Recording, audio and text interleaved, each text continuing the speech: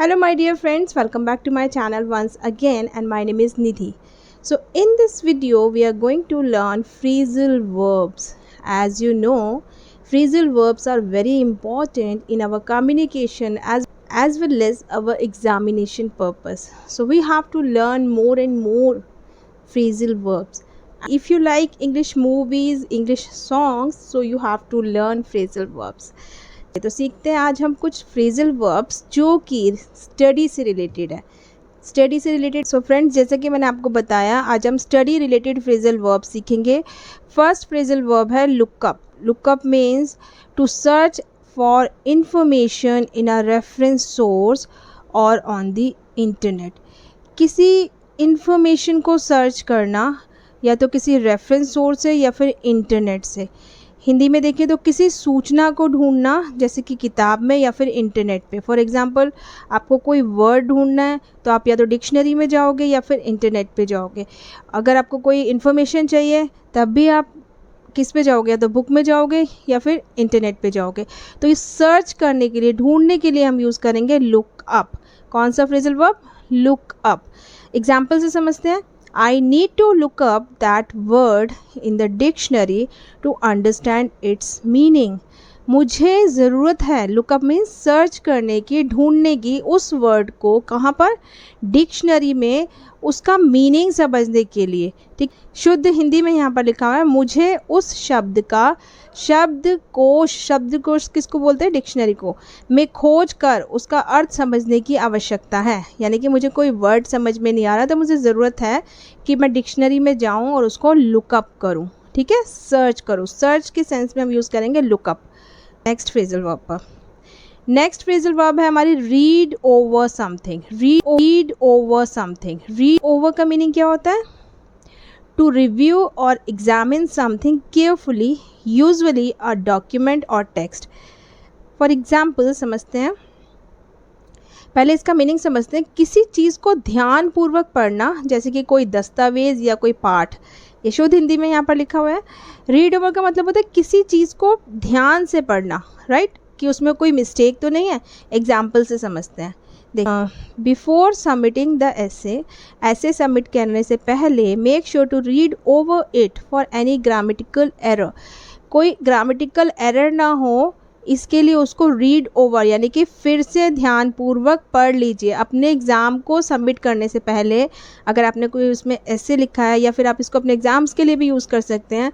किसी भी एग्ज़ाम को सबमिट करने से, एग्ज़ाम पेपर को सबमिट करने से पहले you have to make sure read over it. यानी कि आपको मेक श्योर कर लेना चाहिए कि आपने उसको दोबारा से ध्यानपूर्वक पढ़ लिया है, कि उसमें कोई मिस्टेक ना हो, उसमें कोई ग्रामेटिकल या फिर स्पेलिंग मिस्टेक ना हो। इसलिए हम कहते हैं you have to read over. Okay, अब देखते हैं गो थ्रू। गो थ्रू का भी मीनिंग होता है किसी चीज़ को ध्यानपूर्वक या विस्तार से देखना, मतलब बहुत डिटेल में देखना, डिटेल में पढ़ना। इसको बोलते हैं हम गो थ्रू।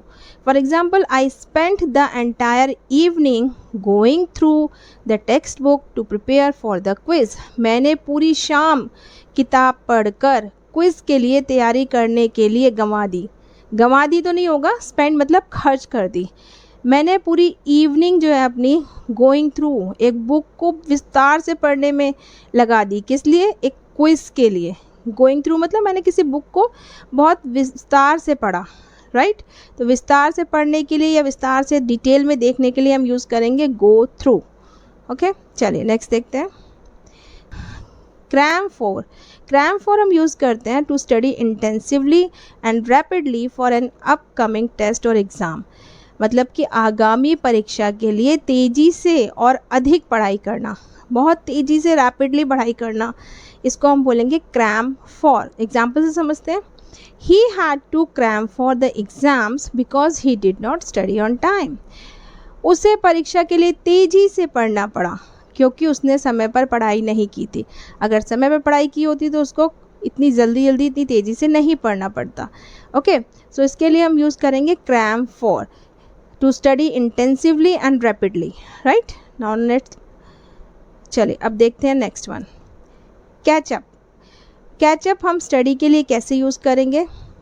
कैचअप का मीनिंग यहाँ पर होगा to make up for missed study time और इन्फॉर्मेशन। छूटी हुई पढ़ाई को पूरा करना या फिर से छूटी हुई पढ़ाई को स्टार्ट कर देना, दोबारा से पढ़ना शुरू कर देना। For example, after being sick for a week I need to catch up on all the readings and assignment. एक सप्ताह के लिए बीमार रहने के बाद मुझे सभी पढ़ाई और असाइनमेंट की क्षति को पूरा करने की आवश्यकता है। यहाँ पर क्षति मतलब कि जो पढ़ाई नहीं हुई है, जो पढ़ाई मिस हो गई है, उसको उसे क्या करना पड़ेगा, कैचअप करना पड़ेगा, क्योंकि इसकी जो पढ़ाई छूट गई है उसके बीमार होने की वजह से। ही नीड्स टू कैचअप, यहाँ पर लिखा आई नीड टू कैचअप, अगर मैं अपने उसके लिए बात कर रही हूँ तो आएगा ही नीड्स टू कैचअप। ज़रूर, he needs to catch up on all the readings and assignments. Got it.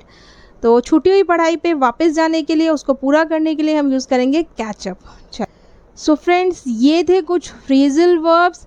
आप इन सभी फ्रेजल वर्ब से एक एक सेंटेंस बताइए और मुझे कमेंट बॉक्स में ज़रूर लिख के दिखाइएगा। और अगर कोई भी क्वेश्चन हो तो प्लीज़ कमेंट बॉक्स में ज़रूर लिखिएगा। I will definitely give answer. And if you like my video, don't forget to like, share and subscribe. Thank you.